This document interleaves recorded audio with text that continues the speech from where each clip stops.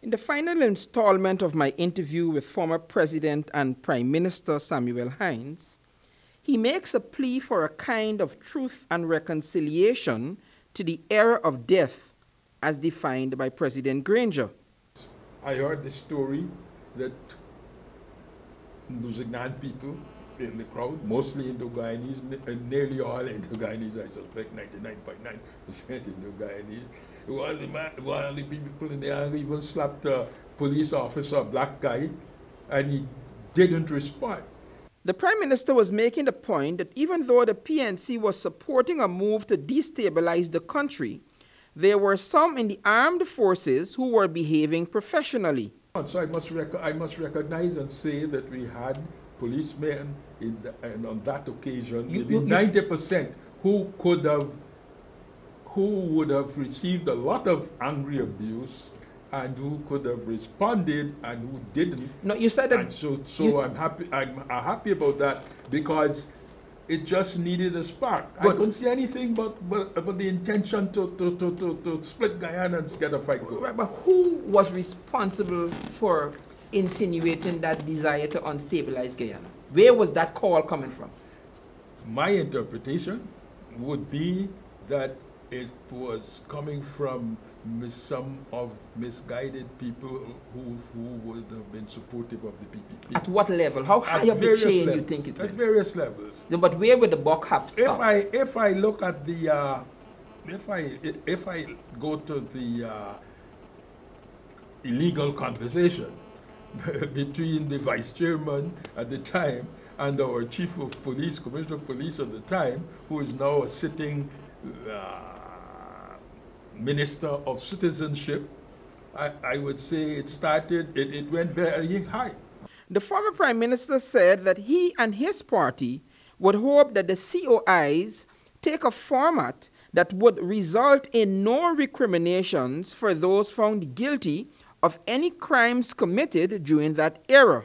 And we would prefer an approach, as I said, that would be akin to the South African model, which is the truth and reconciliation with no adverse penalty. With what the word you used before, with the kind of commitment that with revelation, what is revealed could not be used in court. Mr. Hinds said that folks back then did what they had to do. The American Revolution, as far as the British went, was treasonous and all of that, broke the law.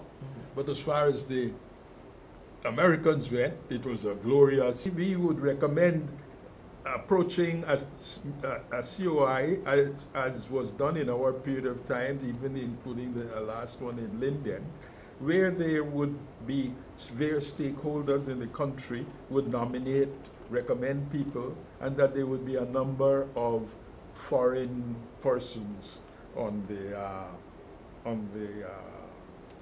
maybe a South African. As the interview came to an end, we revisited two of the main subjects of that period, former President Bara Jagdeo and Shaheed Roger Khan. Did the President, Dr. Bara Jagdeo, ever meet Roger Khan? I don't know. I couldn't say. But I know he said one time that when he was pressed, that it may well seem that Mr. Roger Khan, or the Phantoms, I don't know if he used Roger Khan's name, but it may well seem that they are traveling in parallel directions, but there should be no implication that fact should not be taken, that they are coordinated or they are related.